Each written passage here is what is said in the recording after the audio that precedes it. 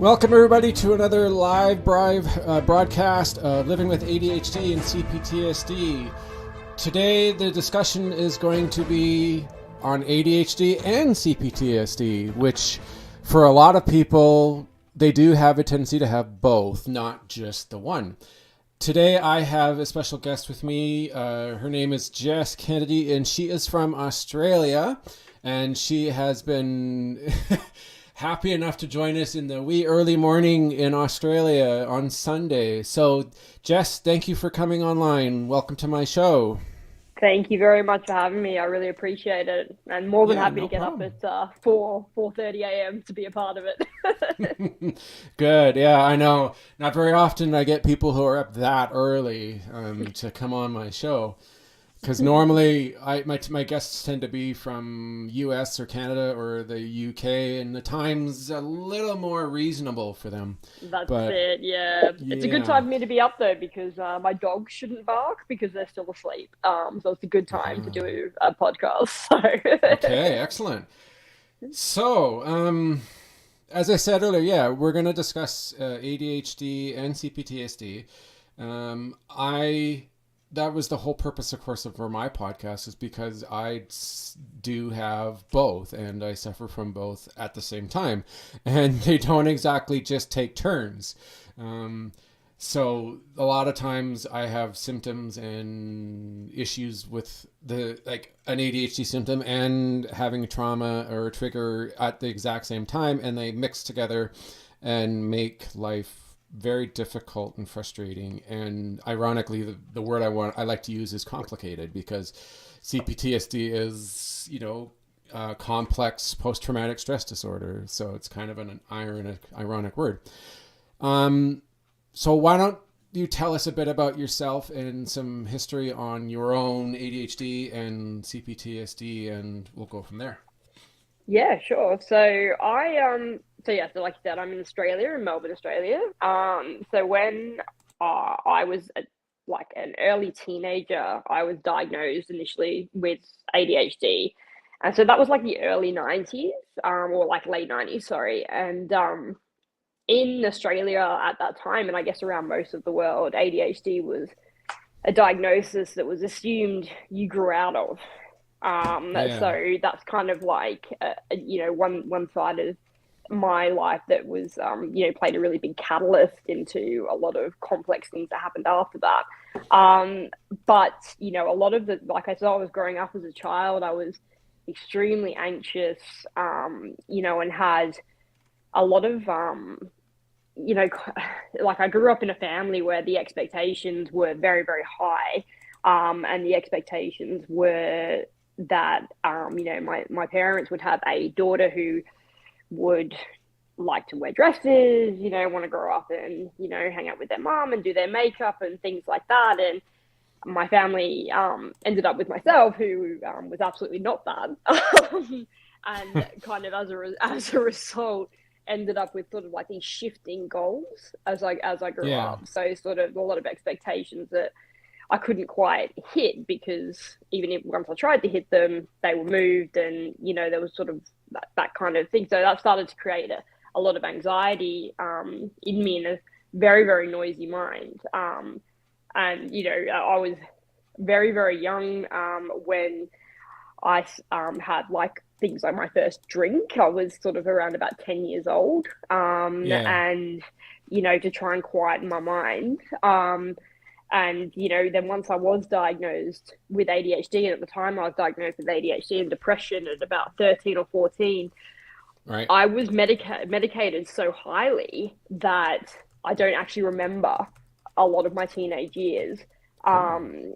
Yeah, so and then I was sort of scraped through my education, and it wasn't a lack of intelligence or anything along those lines. It was more that I'd find it boring, and just kind of not really fit into that sort of square box of normality that is expected of kind of like teenagers. So, you'd have groups of people, having parties and, sleepovers and things like that. And I'd kind of mask who I was in order to fit into that scenario, but then only to show who I really was, and then people not accept that.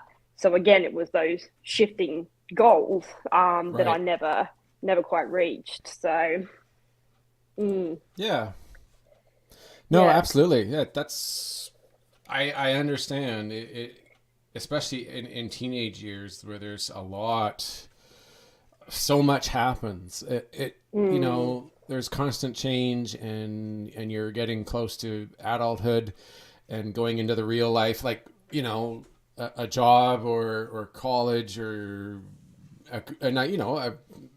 yeah, like all sorts of yeah. possibilities. And I can totally understand that. Absolutely. And then, the other side of things for me is that I was dealing with my own sexuality at the time as well. So, and I grew up in a very conservative, white, privileged, middle to upper class family and Right. went to private Catholic schools um, and then at the same time was kind of like, well, I think I might be gay, and then not being able to be that because it was, Australia is a lot better now, but back then was a very homophobic country, and my family were, I think, unintentionally homophobic because that was just kind of built into it. So in this one side of kind of not feeling like I could fit in because of the way my mind worked and the person that I was, the other side of it was that I also had to pretend that I wasn't who I really was. So there was kind of both sides of that trauma. And it's a really complicated way of growing up, because you're never really who you are. And that starts to create not only the complex post traumatic stress Yeah. issues, but it also builds ways in which you start to try and cope in not so positive ways, which is, around things like substance misuse, dangerous behaviors, anything kind of you can do that gets you out of who you really are. Mm-hmm. Absolutely. Mm. Jeez, wow. Well, man, that's a very it, I'm not even sure what to say, honestly, because I know that it's everybody experiences this differently. Mm. There's very, very few, if anybody, that has identical ways of how they learn about it and how they deal with it, and then there's symptoms and experiences that happen because of it, and then on top of it, like, CPTSD coming in, it it really, it just like it's you're already being held down, and then somebody jumping on top of you, and then not wanting to get off, like you can't Mm. get them off. There's nothing you can do.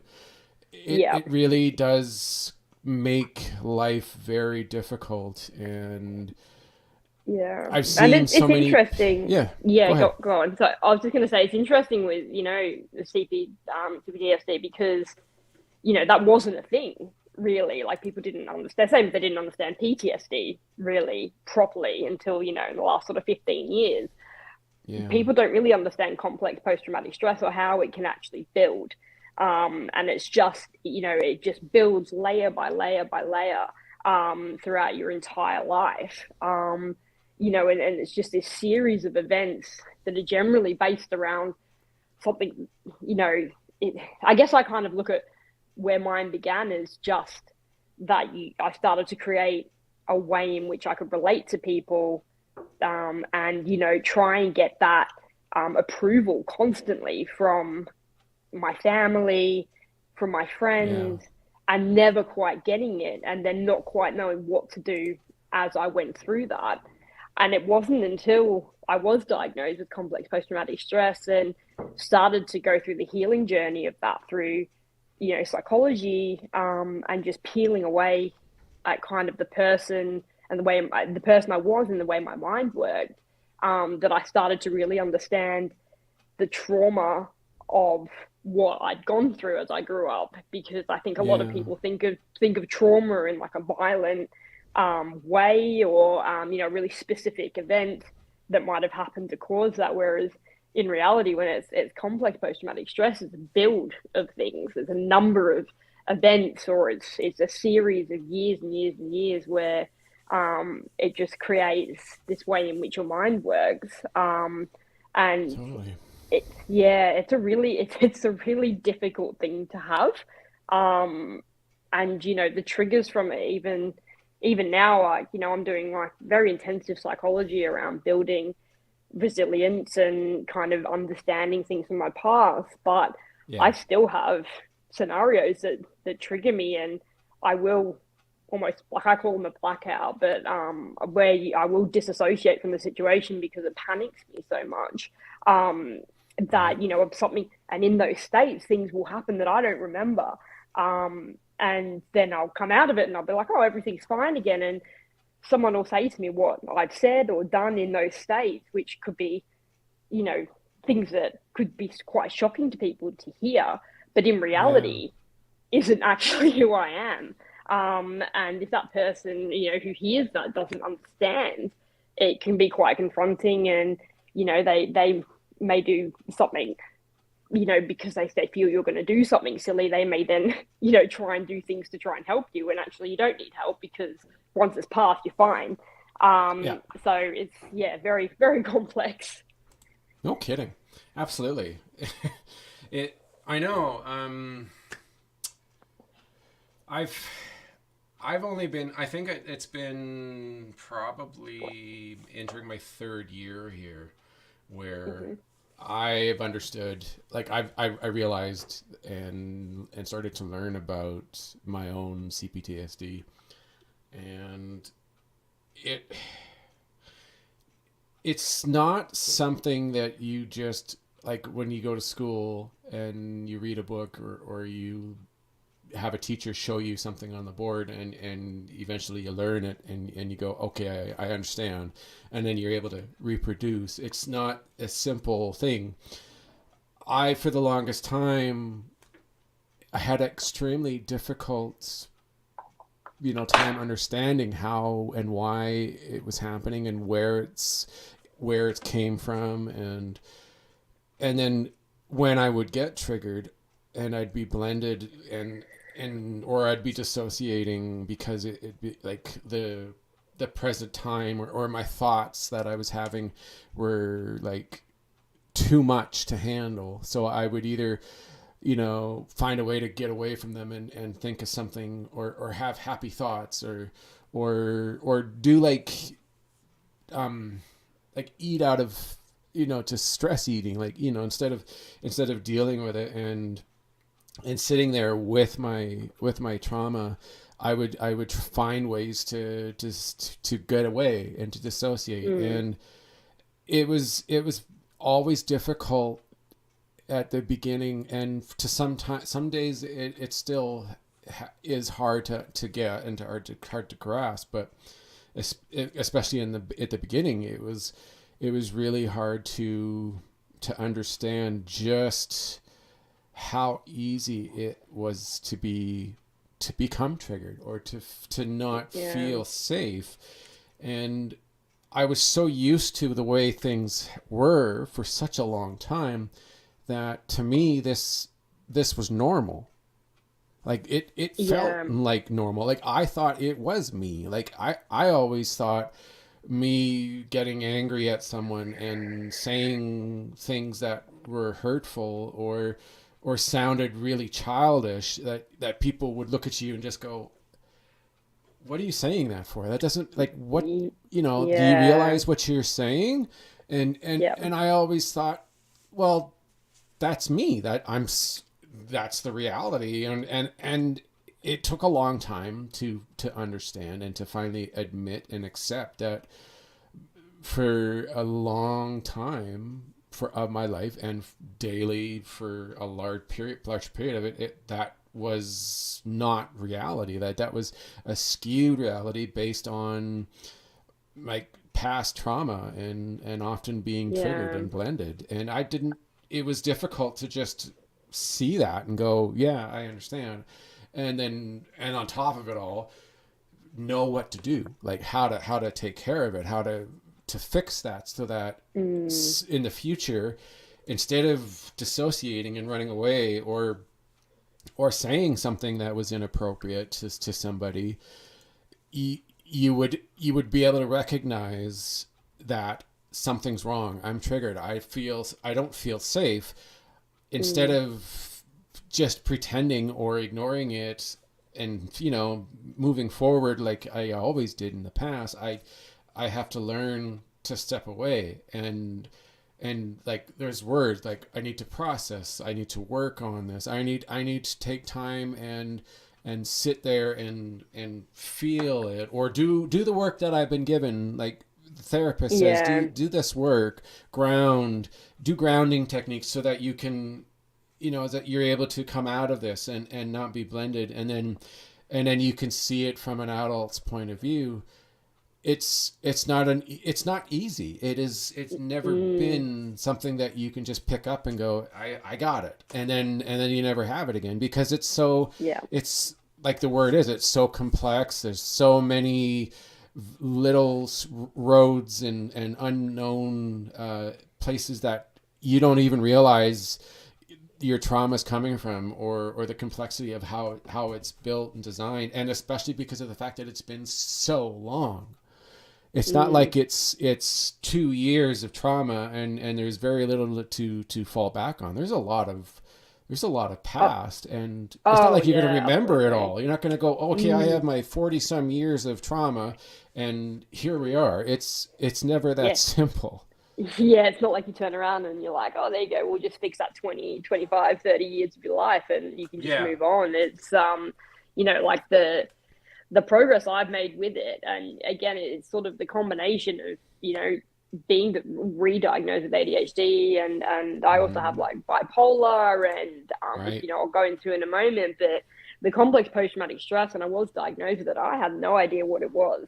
And I had to do like a bit of research into it. And when I did, I was like, okay, this is interesting. And when I started to do psychology, which was, I'm coming up to 12 months. So my psychologist is going to get a card soon because she's outdone every other person who's tried to do therapy with me. So, but she kind of has worked really hard with me to build kind of what does make me feel safe and what Yeah. understanding triggers. And part of that was for me, which was really complicated, was that I had to make some really difficult decisions about who was close to me and who was safe for me to be around, which actually resulted in me completely distancing myself from my immediate family, Right. because that trauma and those triggers, just when I was around them, would build, and I would get to a point where I would either be angry, I'd burst out in anger, or it was panic attacks, anxiety.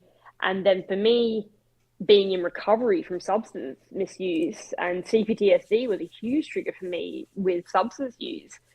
I'd get those feelings and I'd be like, I don't want to feel this. I can't feel this. This hurts. I'm not safe. And so learning how to not just numb that with drugs and alcohol, and instead creating situations that are safe. Hmm. That's what I had to do. And, that was one of the most difficult things I had to do, was just be like, you know what, these people aren't safe for me. And Yeah. that, and so I had to move away from them. And in addition to that, I also keep my circle of people, like friends and things like that, very tight. And because outside of that, and I still have it now, is that, I try my hardest. It's a weird thing. It's like I try my hardest to have zero expectations of people, because I don't want to be disappointed. So I go into things thinking, everything's going to be awful, and that Yeah. way, when it's good, I feel better. But I've put trust and assumptions in with friendships every now and then, especially recently, only to have those then hurt me. And I've been like, okay, well, actually, that person wasn't safe. But now, instead of being really hurt to the point where I want to, lapse or relapse in my recovery, I actually now look at that situation and say, okay, well, why has that person done that? And I can look at this, there was a situation a couple of months ago, and I can look at the person who did hurt me and say, well, actually, they might be, or they probably are going through what I've been through, but they haven't addressed it, haven't recovered from it. And I feel sorry for them for not addressing that, for example. So I kind of look at it in a more holistic view, which I've never been able to do before. So whilst it triggers and it does all kinds of things to you, I can reflect down the line and say, okay, well, actually, you know, that's not my fault. Yeah. That's, I kind of draw a line in the sand, I guess, and be like, actually, you know what, that's not my fault.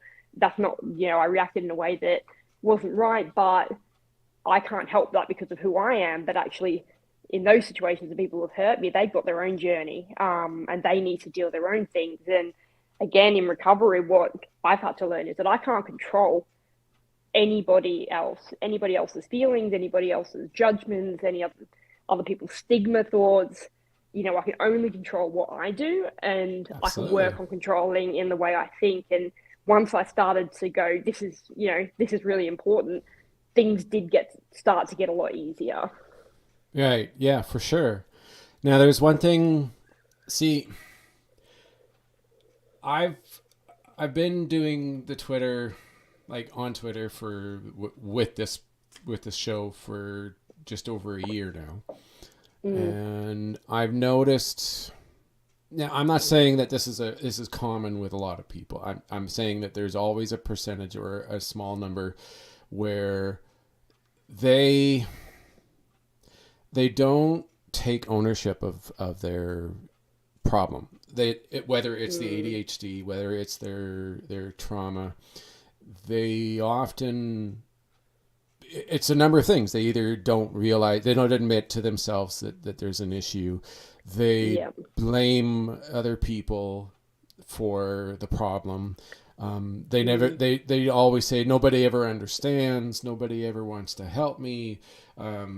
Every time, like, people are always like have this misconception about this, and they use that as their okay, I'm going to say it, they as their excuse for some of their behavior, and instead of owning it and saying, okay, yeah, like, I realize I'm gonna get triggered in certain situations. I'm gonna have times where I'm gonna forget something. I'm gonna be so busy with something, or I'm gonna get super focused on what I'm working on, and I may have time fly by, or somebody's gonna come up to me, like, let's just say my partner comes up to me and says, it gets a bit angry or frustrated because there was something that we were had to do that was very important, and because of whatever reason, forgetting about it, or getting too focused, I forgot. And yeah, yeah, right, like, and instead of saying, "Oh, I'm so sorry. You're right. I should have made a reminder, or I should have had an alarm or something. Or I should have been able to realize that there's a tendency that there's this good chance that I'm going to forget, and it's going to cause problems." They yeah, have to absolutely. they don't do that enough. A lot of them will be like, well, why didn't you come and say something, or why are you getting so angry at me? Like, they they they get triggered, and they start acting like their behavior changes, and they they don't do enough, or they don't accept the reality of, okay, look, you're going to have ADHD moments, or there's going to be situations where you could potentially get triggered because Absolutely. you know you've had this in the past, like, somebody in your was abusive, or someone was treating you improperly, or took advantage of you, and you have to be prepared for these sort of things. You can't just, like, it's one thing to have ADHD, or to know that there's a CPTSD, but if you don't do anything about it, or you don't try to, well, sometimes you can't minimize Yeah, things sometimes. uh, um yeah, you know it's not like we're going to just, it's going to be some magic pill, or like a therapist's going to give us homework and we're going to go do it a couple nights and all of a sudden we're just going to like have the answer. But Mm, if we don't do something, like if we don't take care of ourselves, like you said it yourself, right? You can only mm. worry about what you do, about yourself.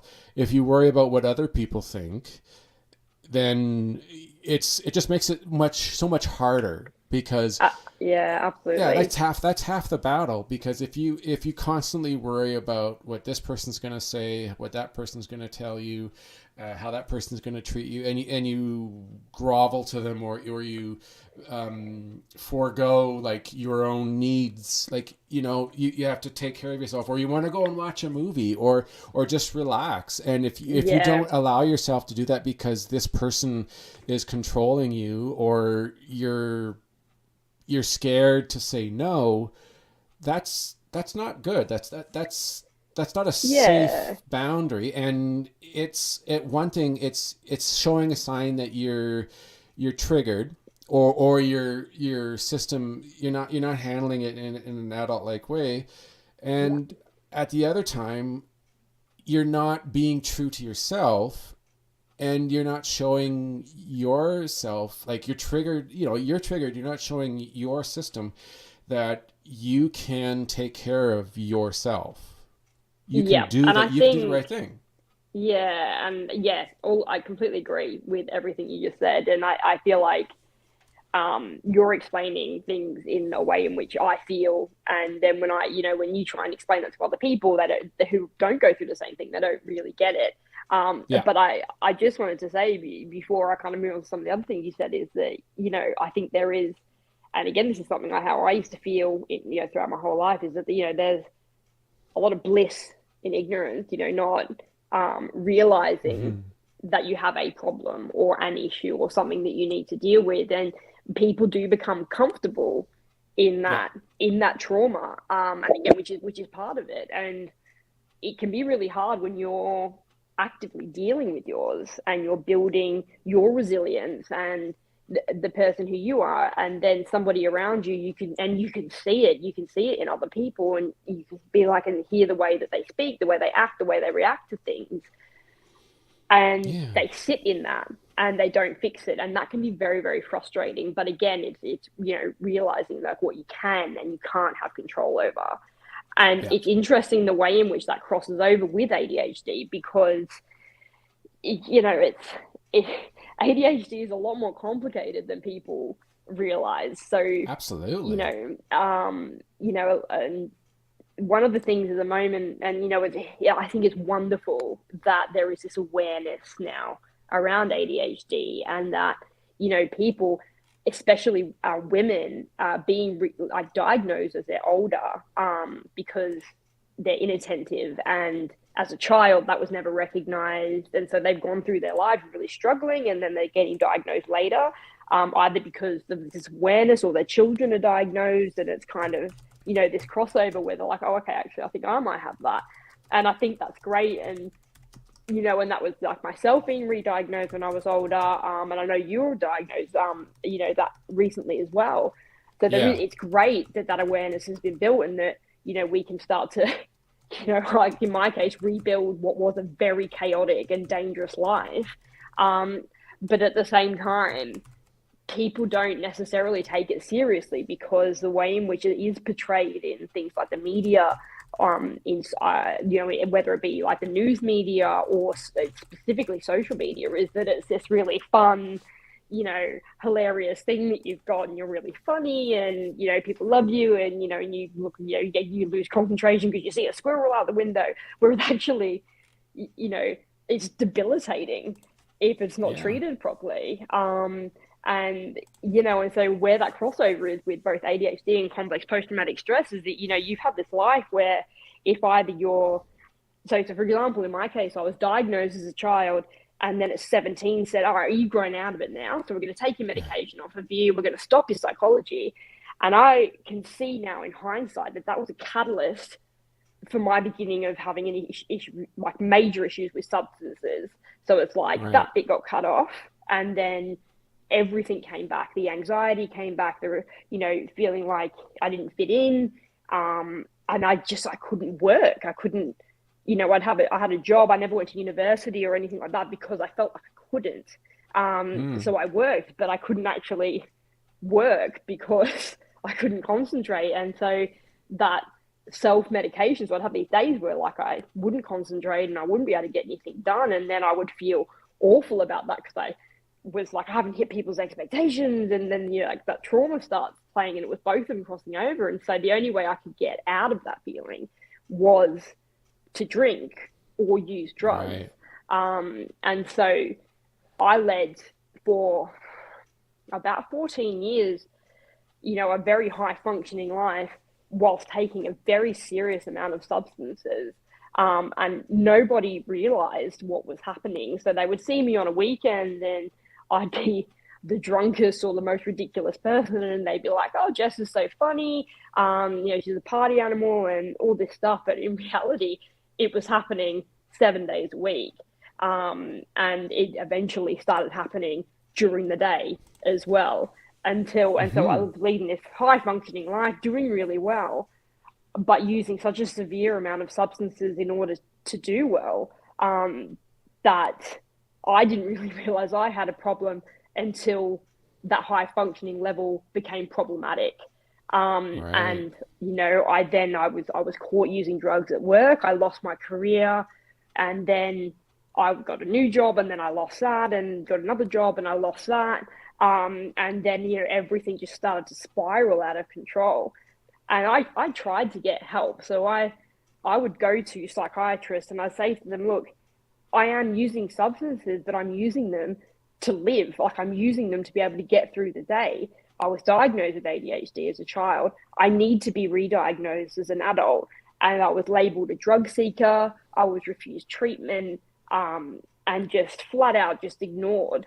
And as a result, I went to 3 or 4 different psychiatrists and had the same thing said to me, that then it started to just make me feel worse and worse and worse, to the point where, depression, I had suicide attempts. I was then using a very high amount of substances that again, I was so close to just being the end.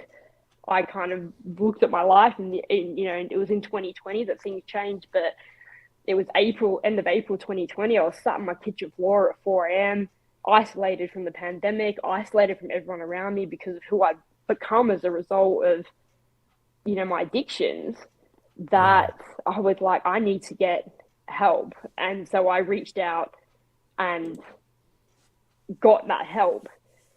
6-7 weeks later, I managed to get into a psychiatrist, and I said to myself, all right, this is the last time I'm going to do this. And I went to a psychiatrist and he saw straight through the addiction and said to me, yeah, you've been self-medicating and it's because of the ADHD. So we're going to get you re-diagnosed and we're going to very carefully work with your medication because of the issues I've had with addiction. So, carefully, along with my other mental health issues, is that we built, the medication side of things, found the right dosage. And now my life is functional. It's positive. I'm able to work. I'm a contributing member of society, and, I'm able to be the person now who I never could be when I was growing up. And, there's still a little bit of masking, but it's not to the degree that it used to be.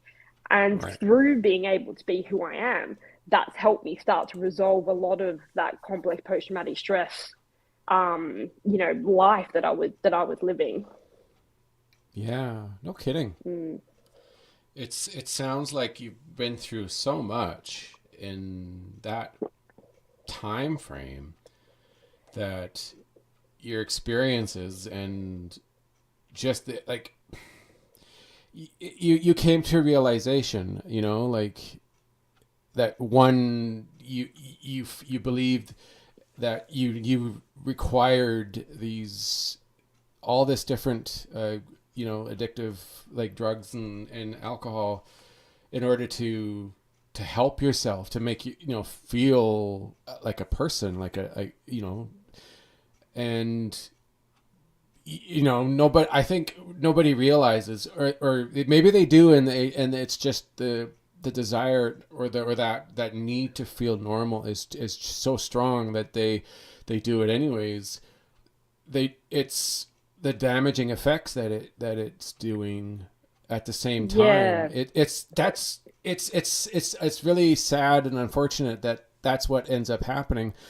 And you know, it doesn't take much. You look at all these famous people in the past who, we don't realize, we had no idea that they were going through what they're dealing with, right? It could have been a lot of trauma. It could have been just mm, due to what they're doing, or maybe something in their past that was pushing them or making them feel inadequate, or that they weren't enough.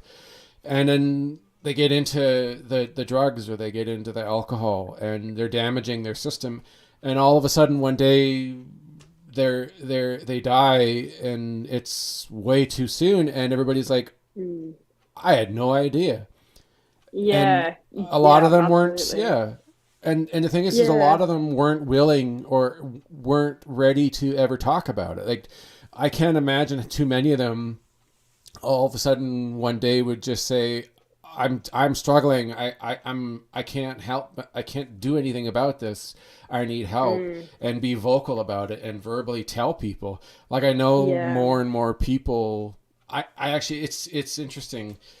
I just I was listening to a podcast a couple days ago, and there's more people in the music industry that are finally saying enough. Right? There's too much, um, like, too much being put on them, too much pressure to mm, constantly be working and constantly be doing music, and touring day after day after day, and never getting a break, and never having family time, or never being able to take time for themselves, and they're stepping away, yeah, and right in the middle of tours, and saying, we're going home, we can't do this right now, we need time for ourselves, yeah, because it's too stressful mentally, and they're standing up and saying, I need to take time for myself, where 20 yeah, years ago they would have been way too scared to even think about it, and who knows where yeah, they could have been.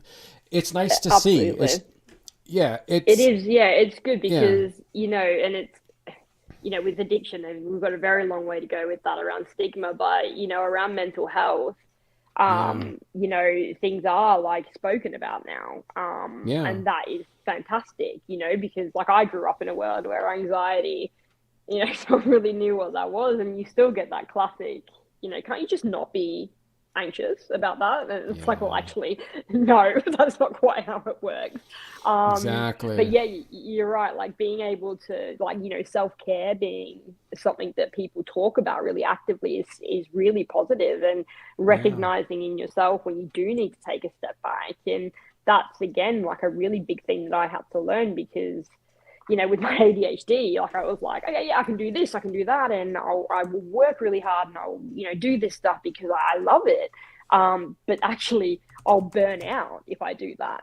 And specifically, I actually work in the addiction and mental health field now. So I work as what we call a lived experience peer worker, which I think in Canada is pretty common. It's very, very new in Australia. And I work with people who stood where I once stood, and I love that. And I love that I can use yeah, my past to help people, my own experiences. But at the same time, I have to have very strict boundaries around the way in which I work and be able to switch off when I need to. Because if I don't do that, then, I will not be okay. yeah, And so I have to really balance that. And that's something that is talked about more, and people are starting to do.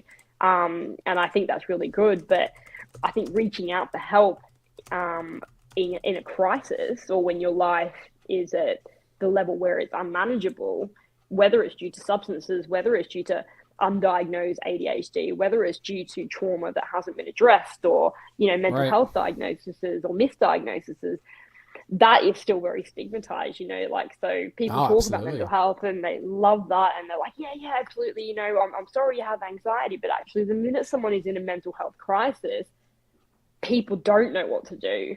Yeah. And they don't realize that actually an actual sort of really big mental health issue can be terrifying and dangerous, and people don't quite know how to deal with that. And that's something, Yeah. that's sort of the next step I think that, the world really needs to take. Yeah. I think like there's two big examples that happened last year in athletics that unfortunately is proof that we have a long way to go as a society when it comes to mental health. You may have heard about this. I'm not sure, but there's two examples. Tennis star Naomi Osaka and gymnast from the U.S. Simone Biles. They both Yeah, stepped yeah, away because they needed time to deal with mental health issues, and they both received a lot of flack for it. Like it no, like there were a lot of people out there that were supportive and saying, "Good for you. Take time for yourself. You need to to deal with this." And then there were a lot of people like media and I think even the association, like for tennis especially, there yeah, was a lot of negative like fallback because she was yeah, taking time for herself instead of competing, and people like they couldn't understand why she was doing this, and like mm, with Simone, like at the same time she stepped away from the Olympics and they're all going, yeah, why, like it was yeah, really a lot of mixed feelings, and some people accepting it and some people thinking that that's not right. It's yeah. we haven't And gotten to the point yet. Yeah. Simone is, yeah, and with Simone especially, like, she was open about her ADHD diagnosis from memory, and I'm not there sure. was, a lot of conversation. Yeah, I don't remember the Yeah, details of it, but I just remember she stepped away from the Olympics, the team yeah, competition, and there was a lot of mixed feelings, especially in the U.S. So yeah. I think people would look at that as being like, you've got this privilege where, like, you can go and do this. Like, why would you step away? Um, yeah, but actually it's really positive, and that person, they put themselves first and put themselves ahead of mm-hmm, their career, yeah, because if you don't look after yourself, you don't have a career, exactly, and it's like with me, with my recovery, it's if I don't have my recovery, I have nothing. And it's no different to a famous sports person or a singer or yeah, anyone who's in the public eye. Like, they only have that opportunity if they look after themselves. If they don't look after themselves, and they no longer have that opportunity. So putting yourself first is really important. And it's yeah, a really important lesson to learn. And when people who are in the media spotlight do that, yeah, there is this judgment and things like that. But a lot of us, I think the statistics in Canada are the same. That we said that like one in four, 1 in 3 people will suffer from a mental illness at some point in their life, yeah, and really absolutely, that's almost everyone. Do you know what I mean? And so to look at somebody stepping away and doing self-care and looking after themselves, I think a lot of yeah, people will look at that in a negative way because they don't do that when they should be, absolutely. and they don't recognize it. So yeah. Yeah, there's a lot of. I'm just looking at this website right now and showing all these musicians who have dealt with mental health issues, Mm. and it's quite surprising, to be honest. I didn't even realize how many there were, and Oh it's yeah. it's quite it's quite incredible. And there's a lot of names on here that are surprising, but then at the same time I'm happy that there are so many, because when you think about it, it means that they are willing to come out of this fear of being, of negative reinforcement, or the media or their fans saying, Mm.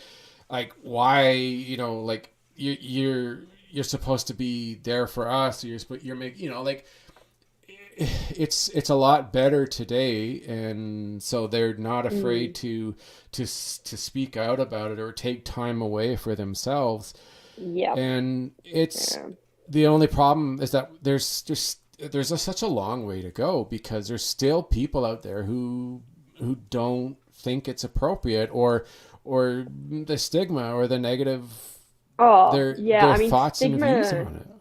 Yeah, stigma is so dangerous, and I mean, I'm Yeah. part of a campaign in Australia at the moment. It's called Rethink Addiction, and Hmm. it's about rebuilding the way the world, or Australia at the moment, it looks at addiction, and instead of seeing that, and it's exactly the same as mental illness or neurodivergency, it's looking at the person, not what they're doing, and that that like this action that they're doing here is not actually that's not actually who they are. They're doing that Yeah. for a reason, because they're in pain, because they have trauma, because they can't find any other way to help themselves. So yeah, they do jump on the substance abuse path, or the self harm path, or you know and any kind of dangerous behavior path, because they found no other way to help themselves.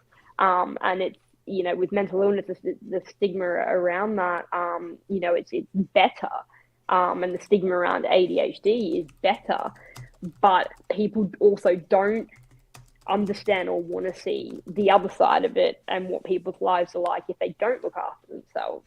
Hmm. And so it's easy, and the stigma exists, in the media. It's better than it was, but actually the stigma we have within the people who are close to us um, Yeah. can be the biggest impact. But we also have a stigma inside ourselves. When you have ADHD, is the stigma you have in yourself, is you are saying to people, actually, I can't sit here and at a desk and do my job. I need to be able to get up. If you're going to teach me something, I need to learn differently. So Hmm. you're having to admit to people that you can't do the thing that society wants you to do, and that you have to do it a little bit differently. And again, whilst we're starting to accept that everybody does things a little bit differently in order to function, to survive, it's still a complex topic, and there's still this Yeah. feeling that people, again, specifically with ADHD, it's do when you start a new job, do you tell people that you have ADHD? I know. And really, you should tell people, because so that you can do what you need to do in your job. But also, people will see someone with ADHD and be, oh God, they're going to be a nightmare. They're going to, interrupt everybody. All the work's going to drop, and your productivity will drop. Whereas in reality, if you let us tell you what works for us and how our learning styles work, when we are the most productive, and all that kind of stuff, then actually none of that happens. Yeah. A good example of that for me is that, I know that between the hours of 7 a.m. and 1 p.m., I will be 20 times more productive than I will be from 1 p.m. onwards. Right. So that's kind of, I know that about myself. So I need to have jobs where I can shift my hours, so that I can be productive and, be able to do what I need to do. And then accept that, okay, in the afternoons, I need to do something a bit different, because my brain will then be done for the day. And then I need to move on to something else. So, I control my work in that, I will do as much paperwork, numbers, anything that needs to be done that requires specific attention in the morning, so that Yeah. in the so then in the afternoon, when I'm unable to concentrate on those things, I can then deal with people. And it's like kind of understanding those different styles. Right. Yeah. I think there's so many people out there that are afraid to speak up, Mm, and it's despite all the progress that we've made, uh, not every country in the world has the same point of view or same feelings, of course, on mental health, which mm, is a lot of the problem, because more progressive countries that have, well, more democratic societies, and like the U.S. and Canada and Australia and the U.K., although they're a little bit behind in mm-hmm. acceptance, but Mm. Still, Yeah. a lot of the more progressive places have a much better understanding and much more acceptance, whereas there are a lot of countries out there that are are at the point where they don't even like admit or accept it, or even like tell anybody that it's real. They Yeah. deny it, or they dismiss it as a figment of someone's imagination or whatever. But it Yeah. even here, like media and movies and TV shows, it's a mix. Like I remember I don't know the names of them off the top of my head, but there have been a couple TV shows that in the past they would make fun of people who had different mental illnesses, whether it was ADHD or they were bipolar or schizophrenia or they Yeah. were dealing with trauma. Mm. Their attitudes towards it were today completely unacceptable. Yeah. And then they come out. There was a show. I think it was 4 years ago Hmm. that came out. It was called Atypical, Oh yes, and yes, yeah, yeah, about yeah, the young adult who has autism and he and his mm, family. You can see the parents struggling, and yes, they just some days they don't know what to do, right? And he's got his mm, own way of living, and he has a girlfriend, and the girlfriend is completely accepting of him despite his autism. And yeah, yet there's this, like a lot of people, I'm sure when they're watching it, their first thought is, what a strange person. His way yeah, of life and his how he does things and how makes decisions, and his obsessiveness with like penguins and the South Pole. Like yeah, people look at that, and it makes them go, or they really wonder, or they're really curious. yeah, And I think, as far as I know, like I don't know if Australia has made any kind of TV show regarding trauma or anything. I have no idea. I know that in the US there really hasn't been a show that's dedicated to that. mm, Um, but that's something that really hasn't been done. Like there's been movies yeah, with people who have had it, yeah, but they don't really the way that they present it and the way that the other characters look at it and is different. Like it's come quite a ways, because I know mm, that there were times, even like, I know this isn't to do with mental health, but there were points when um, people who were gay, like, or like mm, the way they presented them in TV shows and movies is way different and completely inappropriate compared yeah, to today. yeah. And Oh, absolutely, yeah. And it's yeah, yeah, I completely agree with you. It's sort of yeah, yeah, in the LGBTQI community, yeah, in my community, the way in which we're portrayed on TV sometimes, like, that's not who we are. Like, yeah, that, you know, a lot of relationships, homosexual relationships have a happy ending. Like, yeah, like it's not everything is not dramatic, and it's sort of this really weird way of looking at it. Whereas now you are starting to get, films and TV shows that shows things in a positive light, and that's fantastic. When it comes yeah, to mental health, I mean, me myself being diagnosed with bipolar one, and I'm predominantly manic, and people don't really understand what that means. And people, you say to someone, oh, I've got bipolar, and they're like, oh, you're crazy, like, you're mm, insane, you're a nightmare. And really, actually, when you are medicated properly, you live a very functional, normal, it's a very like productive life. And yeah, it's not what it's shown on the TV. Like some stuff, the TV show Shameless, right? So there's very right, extreme views on mental health, but that actually shows, there's a mum in that who has bipolar, and that's actually a very accurate portrayal of what bipolar is if it's not medicated. So it's that boom, up here where you're just chaotic and all this stuff's happening, and then if you're not medicated, you drop back down again, and you may not come out of that depression for months. So right, that portrays it really, really well. And in one season, a mum in that, she checks herself in to somewhere so she can get help, and steps back, and it was that self-care model. And I remember watching that going, this is fantastic. This is a very good portrayal of someone who needs help and has decided to get help, and then shows the pattern of them being functioning down the line. And so I could, I can look at myself and go, when I wasn't medicated and diagnosed, then I was just, I mean, I look back now at some of the things I did in states of mania, and I'm just like, my God, like, how did if you can't just describe bipolar as like when you're depressed, it's like you want to die but you can't be bothered.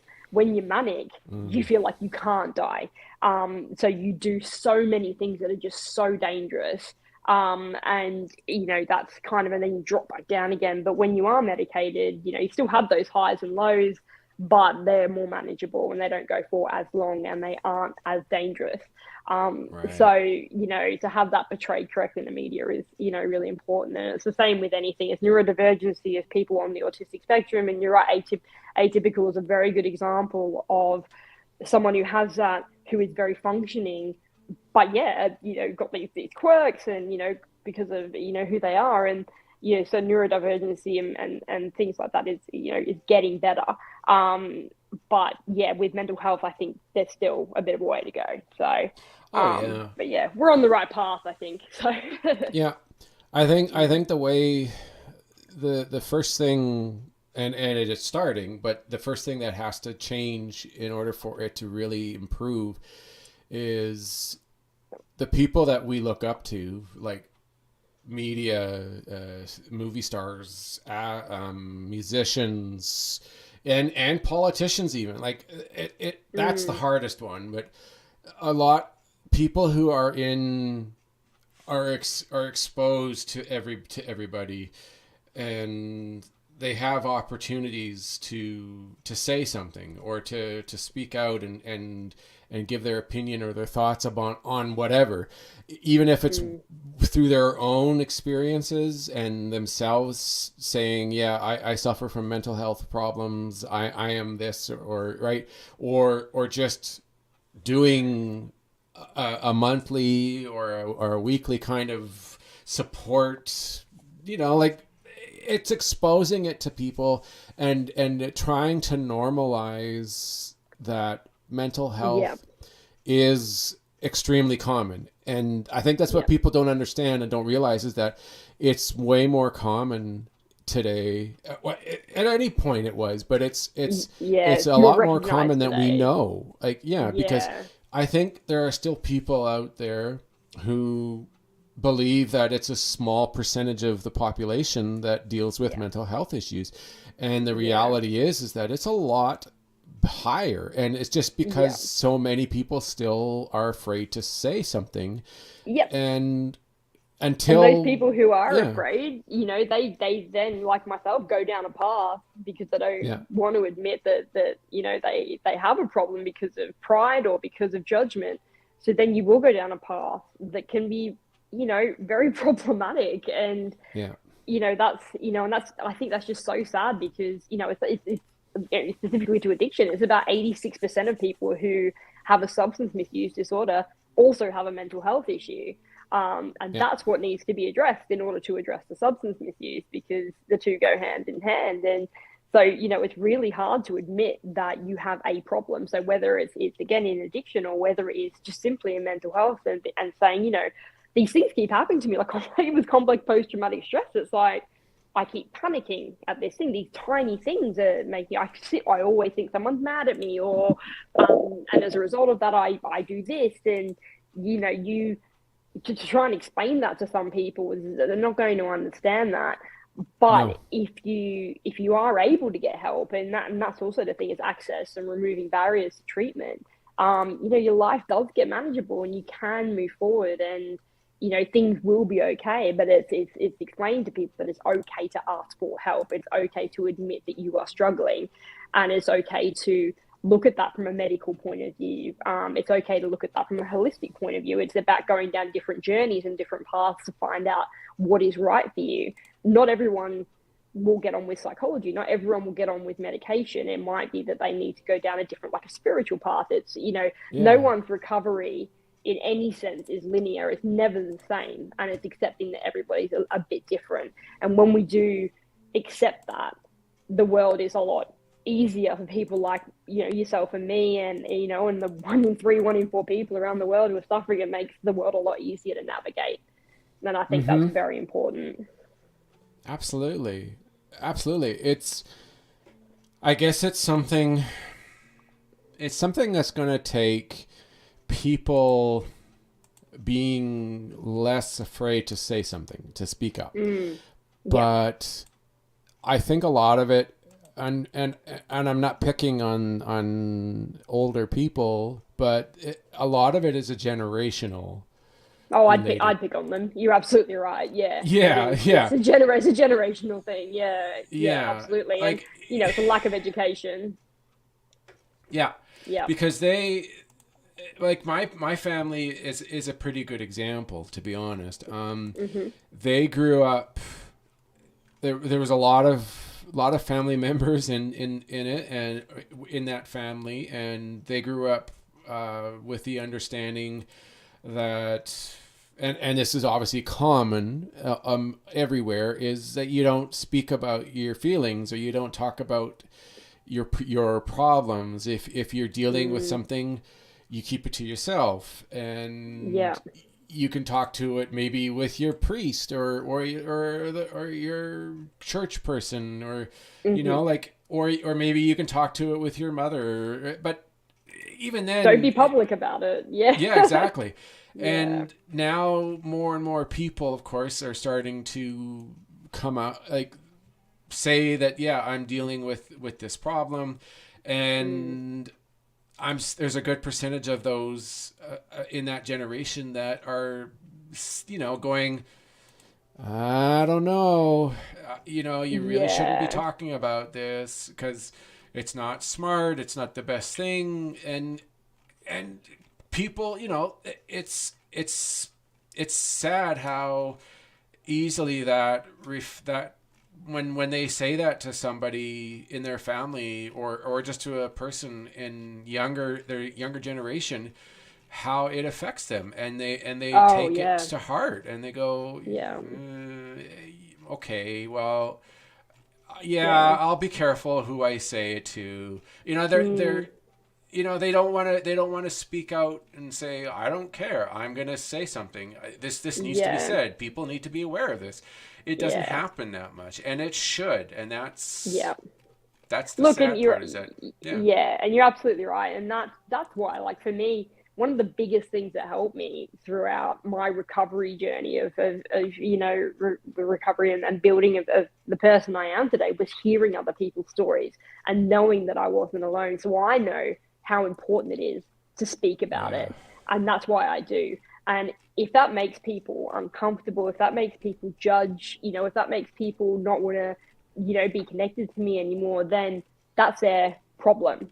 And that's one of the yeah, biggest things I've had to learn. And it comes back to what we spoke about at the start, is around that I can't control how those people are going to react, but I know that what I'm doing is going to help people. So that will be what I'm yeah, going to do. Mm, good, yeah, exactly. mm, I know. I think I have a particular situation, like, there are people that I trust enough to say anything to, and then there are people who, not so much, and it has nothing to do with their character, or the person they are. It's just, you know that it's not that kind of, you can't just tell everybody. And I someday, maybe it won't be so hard to talk mm, about it with some people, but it's absolutely.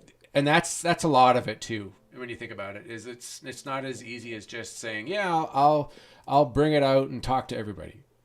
Yeah, absolutely. Yeah. And that's kind of the good thing about having ADHD is that, we will blurt things out sometimes. And actually, that can be a very positive thing if we, Yeah, if we shout about the right things. We can be incredibly persuasive and and very animated and get people's attention. So doing that in a positive way around something that needs to be addressed is it's a really great attribute to have. So yeah. Yeah, for sure. It's too bad. And like I I know that I think society in general is probably, oh, how do I put it, 50 years at least away from Oh seeing, yeah, yeah, yeah, to the point where it's going to be a normal, I don't, I hate saying normalized, but I want to say like accepted as, oh, cancer, like yeah. a lot of people, Diabetes or like yeah, just it's something that you have and it has to be treated, and that's yeah, okay. Yeah, yeah, yeah, and we will get there. It's just mm, we have to we have to work on it, and yeah, and I hate to say it, but it is a generational thing, and eventually yeah, we will get there. There's one thing I yeah. just want to show. I've I thought I had the photo, and I guess somehow it's gone. But it's a stat that is really interesting, and every time I've told people about this, they just are like, "Holy smokes!" Mm, They didn't realize how severe it was and how bad it really is. But it is quite something. This will be it, and then we can end the show here. yeah. Let me see. There we go. Okay, this is the stats on how many deaths are related to trauma and injury in the United States to Mm, compare to other stats like cancer, heart disease, HIV, diabetes. Like yeah. 47% is trauma. Mm, yeah. And that's injury related, but that's also mental health. Yeah. Like It's staggering. that's yeah, Mm, and that's the thing is because everybody says that like heart disease is number one or number two killer in the United States, but they mm, don't they don't look at trauma, all the forms of trauma, and a lot of it is yeah. mental because even if when they survive these injuries, they still a lot of them deal with the mental aspects of it, Mm, yeah. and they don't Absolutely. ever Yeah. get help, and a lot of Mm, doctors, they don't really offer or suggest it, even if they're perfectly fine. They mm, hardly ever say, maybe you should see, just I this has been a big thing, this is traumatic, maybe you should yeah. talk to a psychologist or a psychiatrist for a little bit and Correct. see, maybe they can help. And people should say yes, because Mm, if they don't, it might not be immediate, but months or years down the road, it's going to affect their life, and they won't yeah. even know, they won't even necessarily Yeah. realize. And some people don't realize until it's too late, and that's Yeah, incredibly sad. yeah, So that's which why it's is so important that we're yeah, moving in the direction that we are. yeah, unfortunately. Mm, Oh, well, we're getting there. It is we are making progress. It's just going to take a lot yeah. of work and some changes, and I think the first step will be a leader, whether it's an American president or a Yeah. European president, promoting and talking openly about mental health support. Until Yeah. that will be a big step, because Oh, absolutely. that's Yeah. that's something Yeah. that is going to be required in order for Yeah. it to really move forward in this. Yeah. Absolutely. Okay, excellent. All right. Yeah. Well, that's it for the show. That was a really good discussion. I am so glad that we talked about this. It was sorely needed, and it's an excellent way to end ADHD Awareness Month. I appreciate you coming on, Jess. Thank you for coming. Thank you so much for having me. Yeah, it was great. Thank you so much. Absolutely. All right, everyone. This will definitely be rebroadcast and also will be part of my podcast show, and you can listen to it there. If you have any questions or any thoughts on this, or you want to be a part of the show and talk about anything, just let me know. You can contact me through Twitter, or you can email me. Yeah. All right, everybody. That's it. Thanks, Jess. Thank you so much. Absolutely. All right, everybody. Thanks for coming on. Bye for now.